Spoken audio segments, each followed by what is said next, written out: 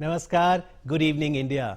जब से मानव का जन्म हुआ है तब से आने वाले समय में क्या होगा, इसको लेकर उसके मन में काफी जिज्ञासा रहती है। बात अगर विज्ञान की करें तो डीएनए का कॉन्सेप्ट आया, जिसको कहा गया ब्लूप्रिंट ऑफ लाइफ, यानी मेरे जीवन में क्या होगा, मेरा बिहेवियर कैसा होगा, कहीं ना कहीं इसका अंदाजा डीएनए से लग सकता है। अब मान लीजिए मुझे गुस्सा बहुत आता है तो कई बार लोग कह देते हैं ये तो इसकी जीन्स में ही है।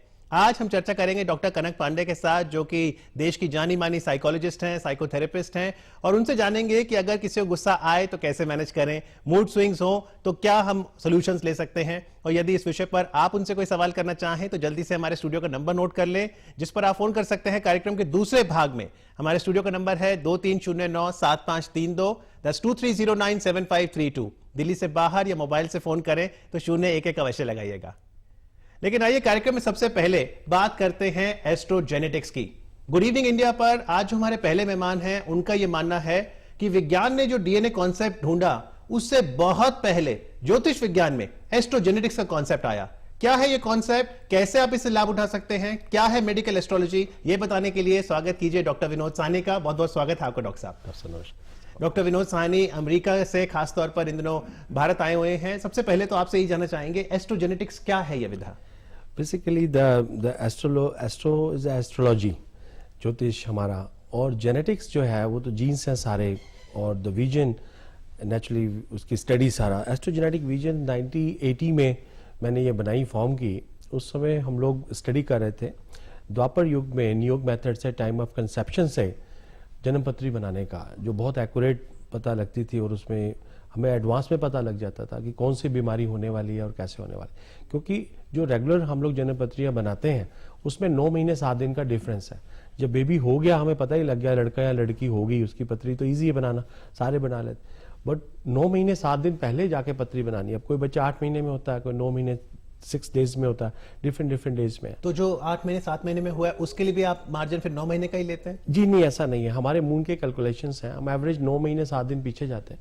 फिर मून की एंट्रीज होती है पर्टिकुलरली इसमें, तो हमें पता लगता है टाइम ऑफ कंसेप्शन एग्जैक्टली क्या था, और उस टाइम से ही जो हॉरोस्कोप बनती है वो ज़्यादा एक्यूरेट है, ज़्यादा इफेक्टिव है। और उसमें जितनी भी जेनेटिकली डिजीज हैं, सारी आईक्यूज हैं, उसके सारे इमोशनल आईक्यूज हैं, उसके लाइफ में क्या होना, किस परिवार में वो बच्चे का जीव का जन्म हो रहा है, लड़का हो रहा है कि लड़की हो रही है, उसने आगे जाके उस परिवार के लिए, देश के लिए, समाज के लिए क्या करना है, वो पहले से डिसाइडेड है। जी, तो यानी कि जहां पर जन्मपत्री की बात है, डेट ऑफ बर्थ, नाम और प्लेस अगर हम बताएं तो यूजुअली जन्मपत्री बनती है डेट ऑफ बर्थ से, लेकिन आप कह रहे हैं कि आप एक डेट ऑफ कंसेप्शन की भी जन्मपत्री बनाते हैं। जी, तो उससे क्या क्या इंफॉर्मेशन आप पता लगा सकते हैं? उससे बहुत सारी चीजें हमें जी बहुत डिटेल में पता लगती हैं। बेसिकली हम लोग का मोर जो फोकस है वो मेडिकल एस्ट्रोलॉजी का है, जिससे हमारी जेनेटिकली बीमारियां, जेनेटिकली डिसऑर्डर्स, हर पर्सन को हर बीमारी नहीं होती। वी बिलीव कि जो इनहेरिटेंस बीमारियां हैं, जेनेटिकली इफेक्ट इनहेरिटेंस है, वो फैमिली टू फैमिली चलते हैं।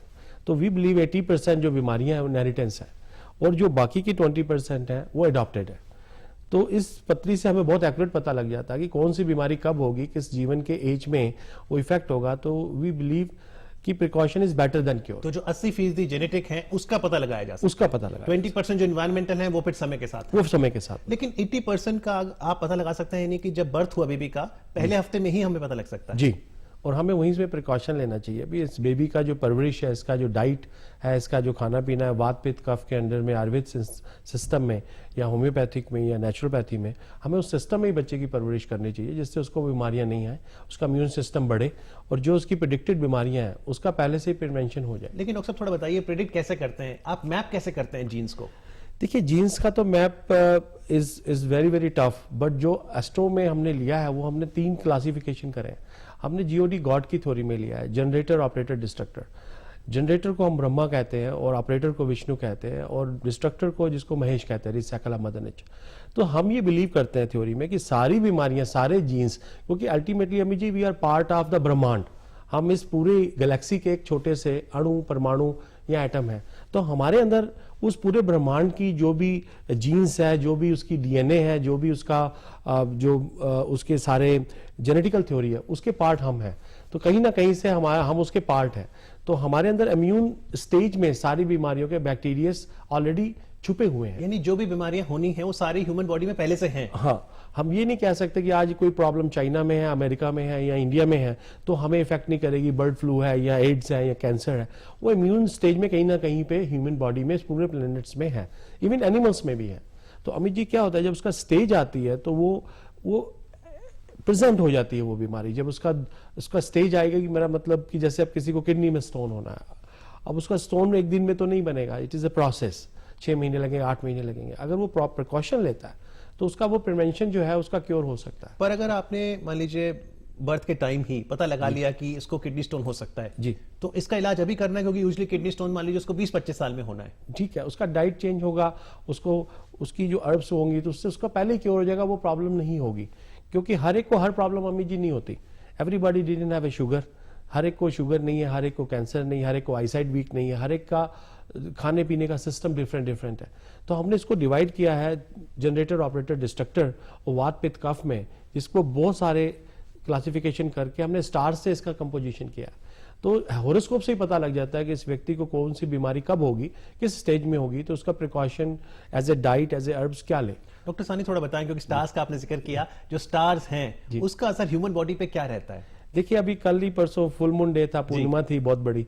अब इस दुनिया का इस साल का सबसे बड़ा पूर्णिमाशी यही रही, जिसमें आज हमें चंद्रमा बहुत बड़े विजिट हुए और उस विजुअल में हमें अर्थ के पास बहुत करीब आए।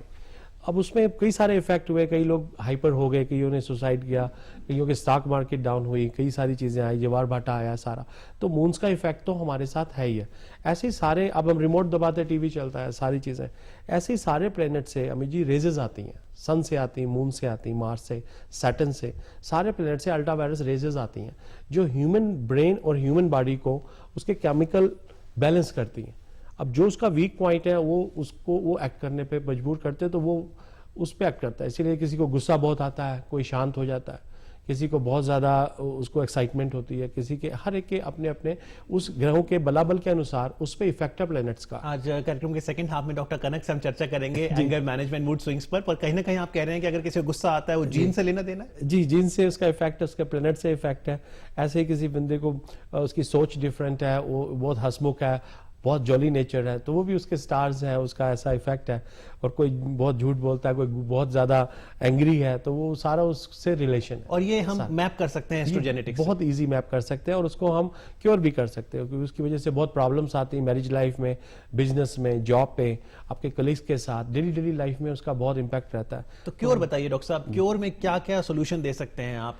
क्योर में हम लोग सोल्यूशंस तो सारे नेचुरली देते हैं, नेचुरोपैथी के, आयुर्वेद के, वात पित्त कफ के बेस पे, ये जेम्स के, स्टोन्स के और मंत्रास के, योगा के, ट्रांस मेडिटेशन के, तो हम लोग सारे नेचुरल रेमेडीज देते हैं जो साइंटिफिकली प्रूव्ड है और जो उस पर इफेक्ट करती हैं ह्यूमन बॉडीज पे, और उनका बहुत बड़ा मेजर रिजल्ट्स है लॉन्ग रन पे। तो जैसा आपने कहा साइंटिफिकली प्रूव्ड है, ज्योतिष की कई बार जब बात होती है तो उस ज्योतिष की और विज्ञान के बीच में कहीं ना कहीं विरोधाभास रहता है, लेकिन एस्ट्रोजेनेटिक्स साइंटिफिकली प्रूवन है। एस्ट्रोजेनेटिक्स साइंटिफिकली प्रूव्ड है, वी वर्किंग ऑन इट। हम उस पर पूरा सारी टीम ऑफ डॉक्टर्स की और सारे पेशेंट्स की लेके लगे हुए हैं, तो काफी हद तक वो साइंटिफिकली अप्रूव्ड है और we are working on it day to day, every day. तो आप जब दशकों पहले इस विधा में उतरे रिसर्च करने, क्या उद्देश्य था, क्या सवाल थे आपके ज़हन में? हमारे परिवार में ही बहुत सारे ऐसे मित्र और फैमिली रिलेटिव्स थे और उनको बड़ा यूनिक काइंड ऑफ डिजीज थी, तो उनसे हम लोग को बड़ा स्टडी का मौका मिला कि हर एक को ऐसी प्रॉब्लम्स क्यों है और ऐसा उसका क्या क्योर है।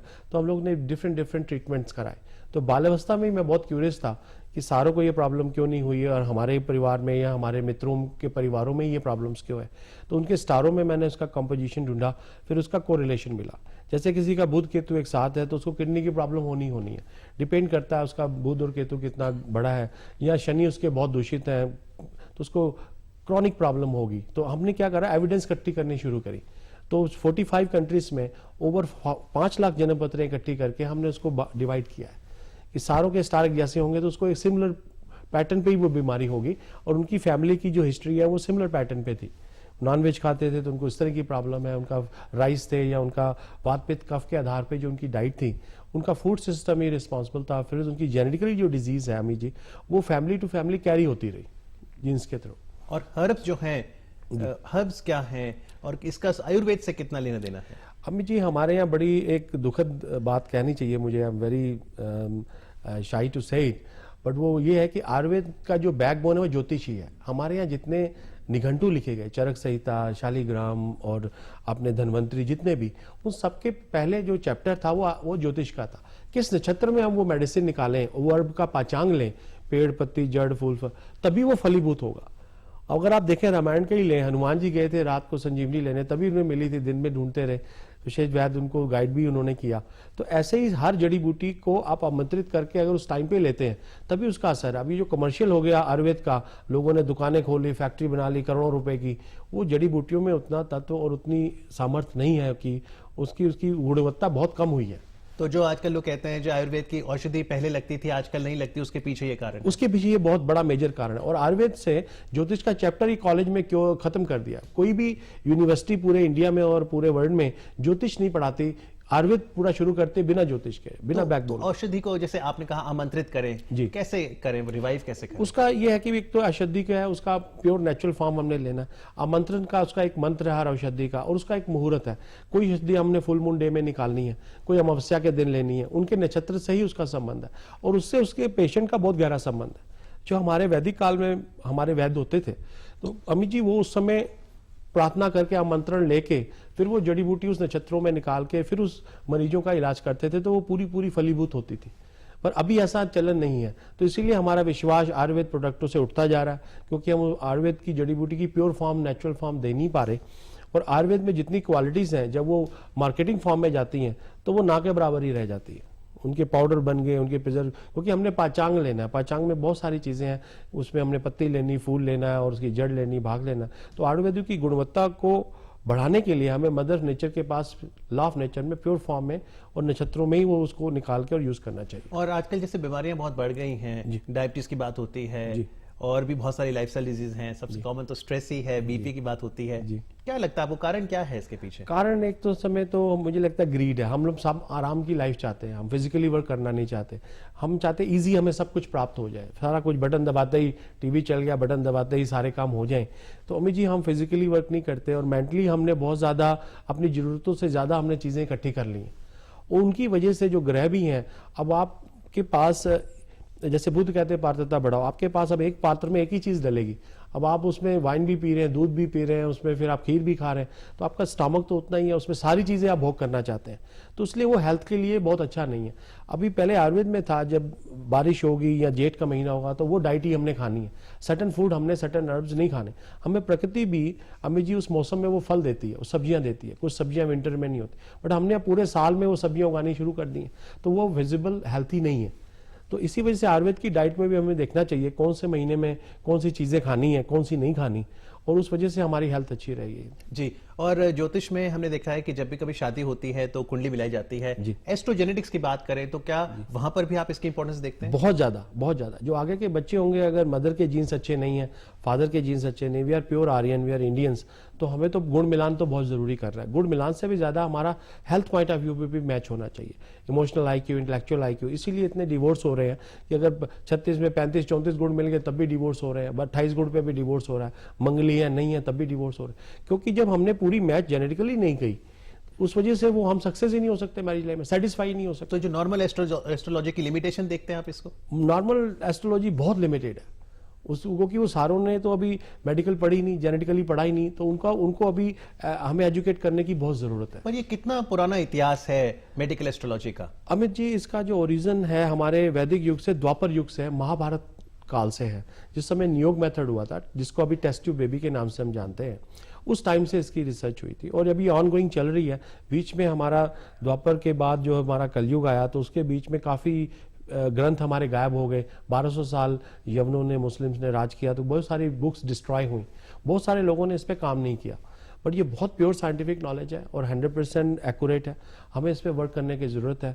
मैं तो बहुत छोटा सा एक कैंडल की तरह लगा हुआ हूँ अपने मिशन में, तो हम उसको अपने यूएसए में सारे जितना भी मेरे पे सामर्थ्य है, टीम ऑफ डॉक्टर्स की लेके हम उसको डे पे उसके डाटा से इकट्ठे करते हैं सारे, और उस पर हम स्टडी करते हैं और उसको एस्ट्रोलॉजिकल और जेनेटिकली हम सारा उसको फाइल्स में डाल के हम स्टडी कर रहे हैं, बट इसमें अभी बहुत सारे वर्क करने की जरूरत है। बिल्कुल, आप स्टडी कर रहे हैं, रिसर्च हो रही है, लेकिन अच्छा है कोई भी विधा आती है उसको समझना। लेकिन कई व्यूअर्स ये भी कह रहे होंगे डॉक्टर साहनी कि आए दिन हमें नए नए कॉन्सेप्ट सुनने को मिलते हैं और उसका जैसा लेने देना आपने कहा, कई बार दुकानदारी हो रही है, कमर्शियल हो जाता है, तो लोग क्यों विश्वास करें एस्ट्रोजेनेटिक्स पर?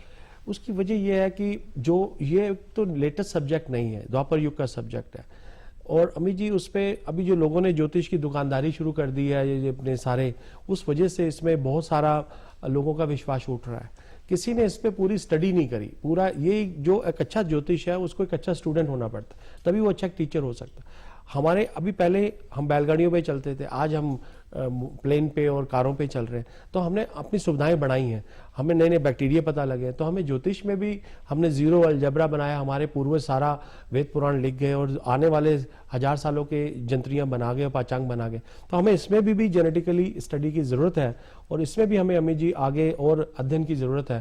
तो इसको कमर्शियल तो कुछ पोर्शन तो होगा जिसमें उसको हेल्प मिले, क्योंकि एक R&D का कोई बजट नहीं है हमारी गवर्नमेंट की तरफ से या किसी प्राइवेट ट्रस्ट की वजह, तो इंडिविजुअली लोग उस पर स्टडी करते हैं। लेकिन अध्ययन में आप चाह रहे हैं कि जो ज्योतिष विद्या से जुड़े हैं वो कहीं ना कहीं मेडिकल समझे और जो डॉक्टर्स हैं वो कहीं ना कहीं ज्योतिष विद्या को समझे। बहुत जरूरी, बहुत जरूरी। हमारे यहाँ कई मेरे साउथ में मित्र हैं और साउथ इंडिया में और different countries in the world, वो बिना एस्ट्रोलॉजी, बिना होरोस्कोप के ऑपरेशन ही नहीं करते।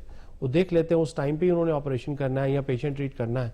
तो मेरी समझ से बहुत, क्योंकि है तो ह्यूमन साइंस ही सारी अमित जी, तो डॉक्टर्स को भी एस्ट्रोलॉजिकल सीखना चाहिए। कोई टाइम अच्छा है बुरा है, उनका आईक्यूज, और सारे एस्ट्रोलॉजिस्ट को भी मेडिकली उनको पढ़ना चाहिए, तो उससे वो गाइड कर सकें हमारे आम लोगों को, which is prevention is better than cure, then we treat disease. जी, तो अब तक जो हमने जाना एस्ट्रोजेनेटिक्स के बारे में, this is astrology of genetics, Dwapar Yuga Mahabharata काल से है और यहाँ पर आप जो डेट ऑफ कंसेप्शन है वहां से ही जीन्स मैप करने की कोशिश करते हैं ताकि उसका लाभ लोगों तक पहुंचे, जहां तक स्वास्थ्य की बात है या बिहेवियर की बात है। लेकिन क्या कुछ लिमिटेशंस भी हैं एस्ट्रोजेनेटिक्स की, कुछ नेगेटिव